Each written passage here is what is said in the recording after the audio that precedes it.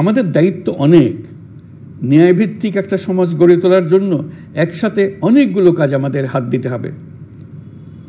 1 জুলাই থেকে 5 আগস্ট পর্যন্ত ছাত্র জনতার গণ আন্দোলনকে দমন করতে যেসব ফৌজদারি মামলা দায়ের করা হয়েছিল, এর মধ্যে হত্যা মামলা ছাড়া বাকি প্রায় সকল মামলা প্রত্যাহার করা হয়েছে।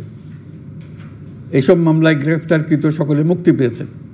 দায়িত্ব গ্রহণের শুরুতেই অন্তর্বর্তীকালীন সরকার বিচার বিভাগের বড় সংস্কারের কাজে হাত দিয়েছে। যোগ্যতম ব্যক্তিকে প্রধান বিচারপতি নিয়োগ দেওয়াতে মানুষের মনে নতুন আশার সঞ্চার হয়েছে। আপিল বিভাগের বিচারপতি নিয়োগ, অ্যাটর্নি জেনারেল নিয়োগ এবং অন্যান্য নিয়োগগুলি অতি গুরুত্বপূর্ণ নিয়োগ, যেগুলো সবকটাই সম্পন্ন হয়েছে। সন্ত্রাস দমন আইন ও ডিজিটাল সাইবার নিরাপত্তা আইনে দায়েরকৃত মিথ্যা হয়রানিমূলক মামলাগুলো প্রত্যাহার করা হচ্ছে। সাইবার নিরাপত্তা আইন সহ বাংলাদেশে বিদ্যমান সকল কালো আইনের তালিকা করা হয়েছে। অতি সত্বর এই সকল কালো আইন বাতিল ও প্রযোজ্য ক্ষেত্রে সংশোধন করা হবে।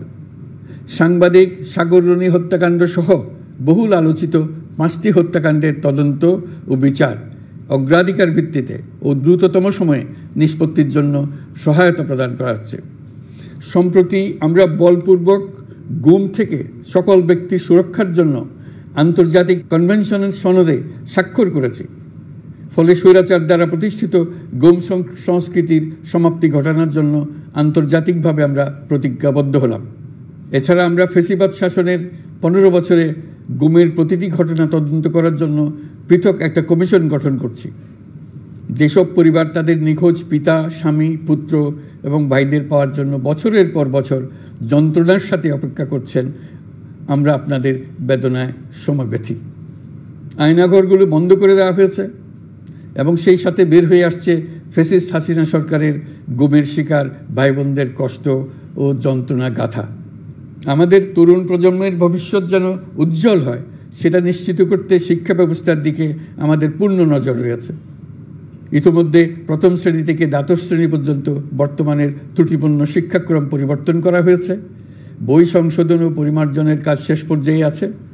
এই সংস্কারের কাজ অব্যাহত থাকবে। বিশ্ববিদ্যালয়সমূহের উচ্চ প্রশাসনিক পদগুলো পূরণ করে শিক্ষা কার্যক্রম স্বাভাবিক করার কাজ দ্রুত গতিতে এগিয়ে চলেছে।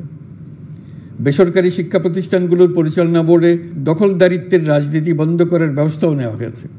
আপনারা নিশ্চয় লক্ষ্য করেছেন, আমাদের প্রথম মাসে দেশের প্রায় সকল বিশ্ববিদ্যালয়ের উপাচার্য এবং উপাচার্য মহোদয়গণ পদত্যাগ করেছেন।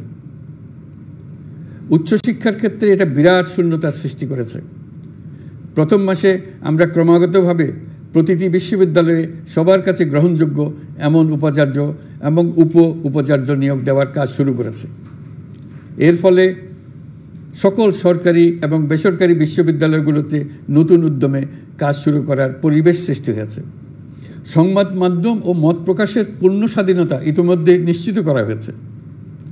আমরা সবাইকে বলে দিয়েছি, আপনারা মন খুলে আমাদের সমালোচনা করুন, আমরা সবার মতামতের প্রতি শ্রদ্ধাশীল।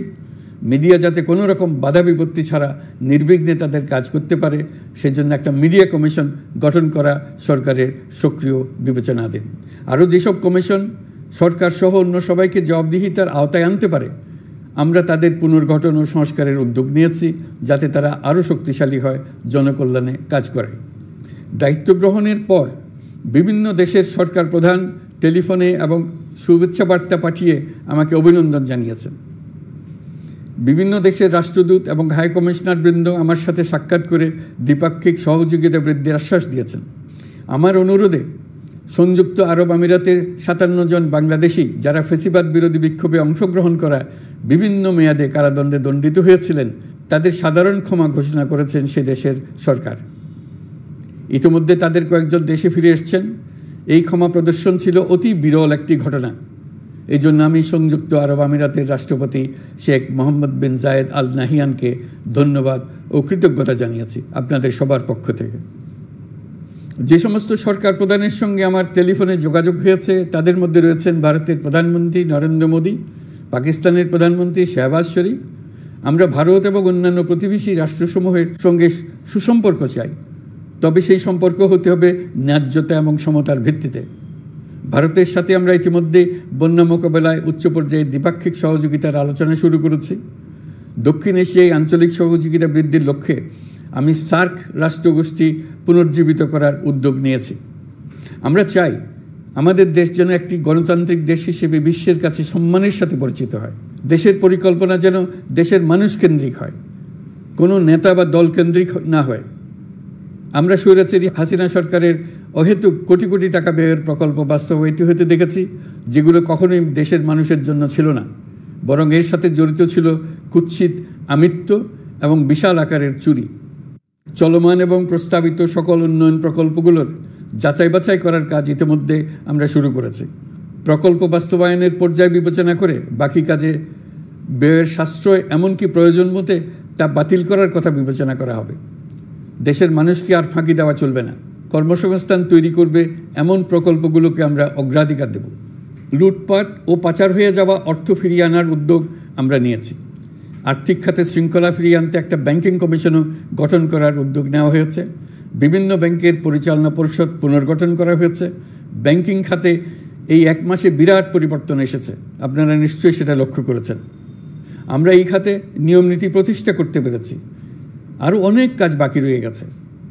প্রথম মাসের কাজ হিসেবে শুধু প্রধান কাজগুলো করেছি, তার সঙ্গে রয়েছে আরও অনেক পরবর্তী কাজ। ফ্যাসিবাদী সরকার লুটপাট করার জন্য নতুন করে 60,000 কোটি টাকা ছাপিয়ে বাজারে ছাড়ার কারণে মুদ্রাস্ফীতির শিকার হয়েছে দেশের মানুষ। এই অতুলনীয় মুদ্রাস্ফীতি নিয়ন্ত্রণ অন্তর্বর্তী সরকারের অন্যতম প্রধান লক্ষ্য। মুদ্রাস্ফীতি নিয়ন্ত্রণের লক্ষ্যে পলিসি সুদের হার বৃদ্ধি করে 9% উন্নীত করা হয়েছে। মূল্যস্ফীতি থেকে সাধারণ মানুষকে সুরক্ষা দেওয়ার উদ্দেশ্যে ওএমএস খাদ্যবান্ধব কর্মসূচি সহ সুলভ মূল্যে প্রান্তিক মানুষের কাছে নিত্য প্রয়োজনীয় দ্রব্য সরবরাহ চলমান রাখা হয়েছে।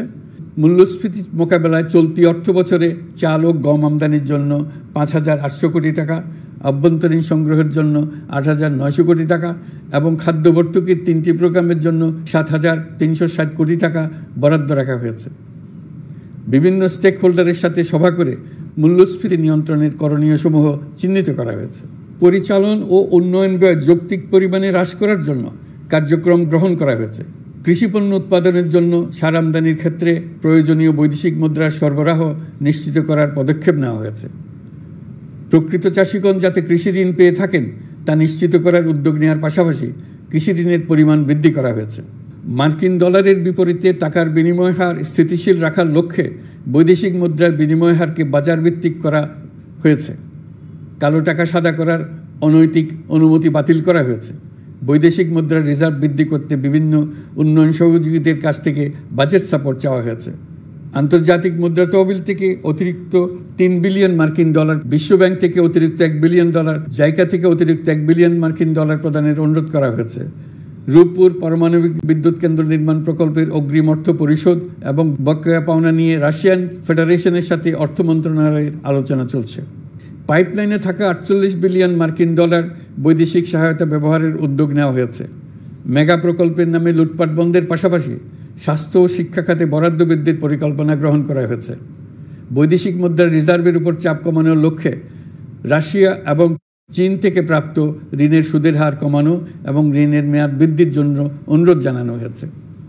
সকল উন্নয়ন সহযোগীদের সাথে সম্পর্ক আরও নিবিড় করার উদ্যোগ নেওয়া হয়েছে। সকল অর্থনৈতিক সূচক এবং পরিসংখ্যানের প্রকৃত মান বা সংখ্যা প্রকাশের জন্য নির্দেশনা প্রদান করা হয়েছে। জিডিপি, মূল্যস্ফীতি ইত্যাদি সঠিক উপাত্ত সংগ্রহ, প্রাক্কলন ও প্রকাশের জন্য নির্দেশনা দেওয়া হয়েছে। জাতীয় রাজস্ব বোর্ড এবং অর্থ বিভাগের রাজস্ব আয় সম্পর্কিত উপাত্তের মধ্যে পার্থক্য নিরসনে উদ্যোগ নেওয়া হয়েছে। প্রকৃত রপ্তানি আয় নিরূপণ এবং প্রকাশের নির্দেশনা দেওয়া হয়েছে। জাতীয় রাজস্ব বোর্ডের অটোমাইজেশনের লক্ষ্যে পরিকল্পনা গ্রহণ করা হয়েছে। পুঁজিবাজারকে স্বাভাবিক ধারায় ফিরিয়ে আনতে সিকিউরিটি এক্সচেঞ্জ কমিশন পুনর্গঠন করা হয়েছে। নিত্য প্রয়োজনীয় পণ্য সামগ্রী সরবরাহ স্বাভাবিক রাখার নিমিত্তে ব্যবসায়ী, শিল্প মালিক ও ব্যবসায়ী সংগঠনের সাথে সভা করা হচ্ছে এবং তাদের মতামতের ভিত্তিতে বিভিন্ন ব্যবস্থা গ্রহণ করা হচ্ছে। বিদ্যমান মজুদ ও ঘাটতি মূল্যায়ন করে ভবিষ্যৎ চাহিদা পর্যালোচনা করে স্থানীয় উৎপাদন বৃদ্ধির পাশাপাশি আমদানি পর্যায়ে বিভিন্ন জটিলতা দূরীকরণ, বন্দর ও বড় মোকামসহ পরিবহন ব্যবস্থার বিভিন্ন সমস্যা সমাধানে সংশ্লিষ্ট সকল মন্ত্রণালয়, দপ্তর, বিভাগকে প্রয়োজনীয় নির্দেশ দেওয়া হয়েছে। এই জন্য তেল, চিনি, ডিম ও মাংস উৎপাদনকারী বৃহৎ প্রতিষ্ঠানসমূহের সাথে সভা ও মতবিনিময় করা হচ্ছে। নিত্য প্রয়োজনীয় কিছু দ্রব্যাদি যেমন পেঁয়াজ, আলু এসবের দাম আরও কমানোর জন্য বিদ্যমান শুল্ক হার হ্রাসের বিষয়ে এনবিআরকে প্রয়োজনীয় নির্দেশনা দেওয়া হয়েছে। ইতোমধ্যে এনবিআর পেঁয়াজ, আলু ও কতিপয় কীটনাশকের ক্ষেত্রে আমদানি শুল্ক হ্রাস এবং ক্ষেত্র বিশেষে রেগুলেটরি শুল্ক প্রত্যাহার করে এসআরও জারি করেছে। নিম্ন আয়ের 1 কোটি পরিবারকে টিসিবির মাধ্যমে হ্রাসকৃত মূল্যে কিছু পণ্য যেমন পরিবার প্রতি চাল মাসে 5 কেজি, সয়াবিন তেল মাসে 2 কেজি, মসুর ডাল মাসে 2 কেজি দেওয়া হচ্ছে। এটি সামনের দিনগুলোতে অব্যাহত রাখা হবে। সরকার দায়িত্ব গ্রহণের পর জনপ্রত্যাশা অনুযায়ী বিদ্যুৎ, জ্বালানি ও খনিজ সম্পদ মন্ত্রণালয় হতে বিদ্যুৎ ও জ্বালানির দ্রুত সরবরাহ বৃদ্ধি আইনের অধীনে চলমান সকল প্রকার নেগোসিয়েশন, প্রকল্প বাছাই এবং ক্রয় প্রক্রিয়াকরণ কার্যক্রম আপাতত স্থগিত করা হয়েছে। গত 1.5 দশকে এই আইন ব্যবহার করে লক্ষ কোটি টাকা লুটপাট হয়েছে। বিদ্যুৎ, জ্বালানি ও খনিজ সম্পদ মন্ত্রণালয়ের আওতাধীন কোম্পানিসমূহে অধিকতর স্বচ্ছতা ও জবাবদিহিতা আনার লক্ষ্যে কোম্পানিসমূহের পরিচালনা পর্ষদ পুনর্গঠন করা হয়েছে।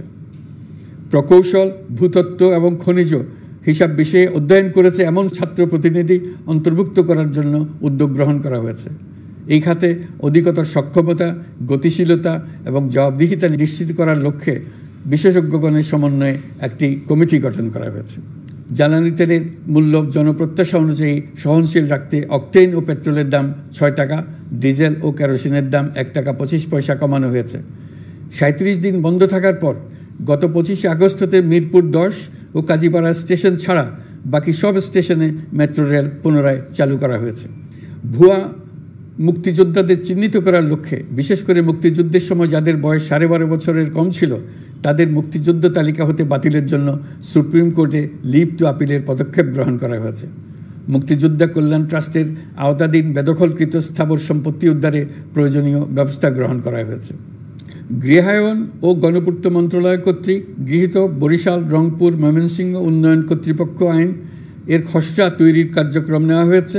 পূর্বাচল নতুন শহর প্রকল্প, ঢাকার আশেপাশে স্যাটেলাইট সিটি নির্মাণের রোডম্যাপ চূড়ান্তকরণের উদ্যোগ নেওয়া হয়েছে। বিধি বহির্ভূত প্রদত্ত প্লট ও ফ্ল্যাটের বরাদ্দ বাতিলের উদ্যোগ নেওয়া হয়েছে।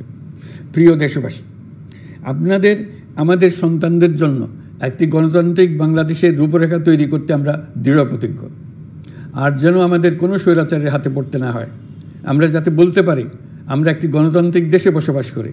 আমরা যাতে সকলেই দাবি করতে পারি যে এই দেশটি আমাদের। আমরা সেই লক্ষ্যেই কাজ করছি। কেউ আইন নিজের হাতে তুলে নেবেন না। আইন নিজের হাতে তুলে নিয়ে কেউ সমাজে বিশৃঙ্খল পরিবেশ সৃষ্টি করলে আমরা তাকে অবশ্যই শাস্তির আওতায় নিয়ে আসব। আমরা একটি সাম্প্রদায়িক সম্প্রীতির দেশ। ধর্মীয় সম্প্রীতি বিনষ্ট হয় এমন কোনো কাজ কেউ কোনোভাবেই করবেন না।